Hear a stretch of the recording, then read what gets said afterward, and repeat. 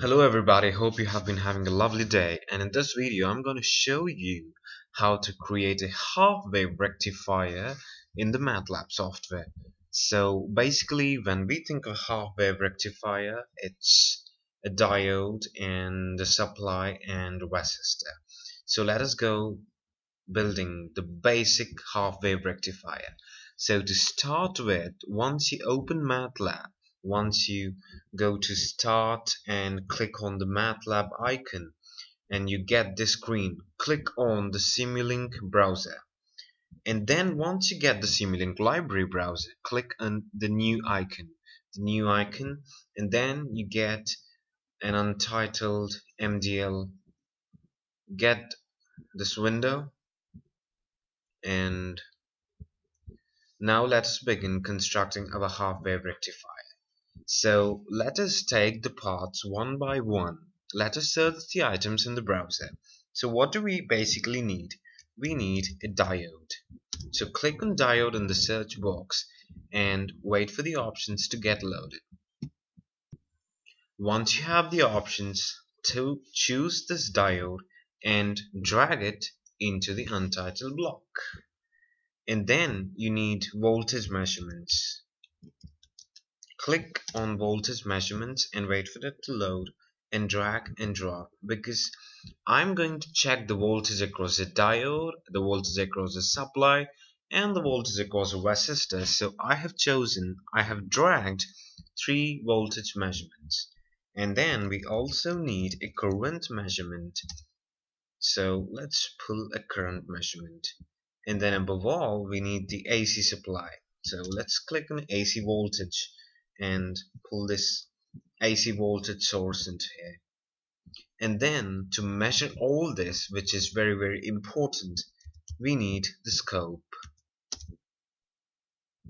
So pull the scope in here, and now that we have what we need, we have a source, we have a diode. Oh yes, we have the things we need, and we need a resistance. So you can type RLC and you can pull this RLC series branch into here, and once you have done that, double click on it and the block parameters will be displayed, and you can see the branch type RLC, right? Click the down arrow and change it to resistive load, and here you can give the resistance of the branch. And my experiment is 100 ohms, so I'm taking 100 ohms resistor. So now that you have it, I need to uh, okay, so let me just pull things into place. Let me put the diode in here, and let me connect them.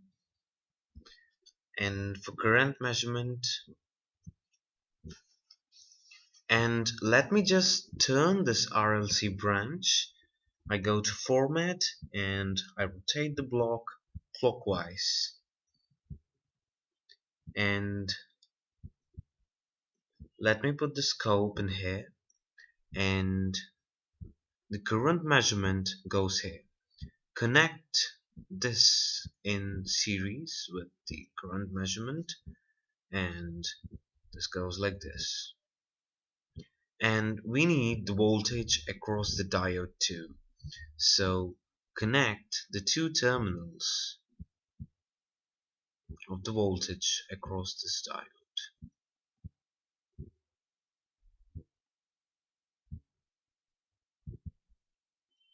That's perfect. Now let us connect the AC voltage source in this manner. We also need the voltage across the AC voltage source, so let's give connections like this. Now we have a voltmeter connected in parallel with the AC voltage source. The wire is like this, to be more clear, And this wire also, we can just move it a bit so that things can be clear. That might be better. And we need the voltage across the resistance. This is the name, it says it's an RLC branch, but it's actually resistance. We changed it, right?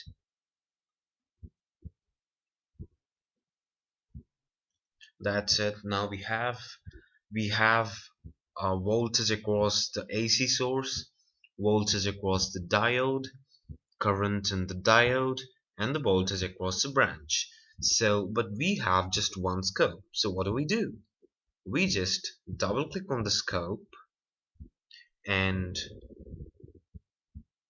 here we have a block of the scope. So click on this icon which has a little gear on it and says parameters, and in the number of axes you can see 1.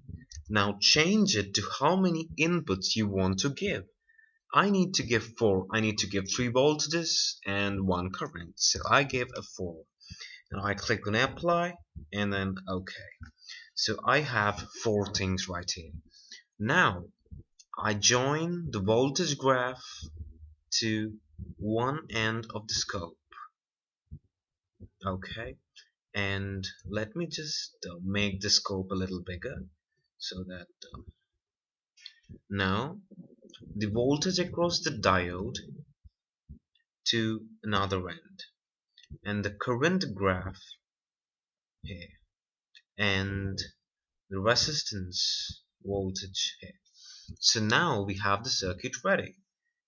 Now we need to simulate it, but before we do that we have to do something important. It is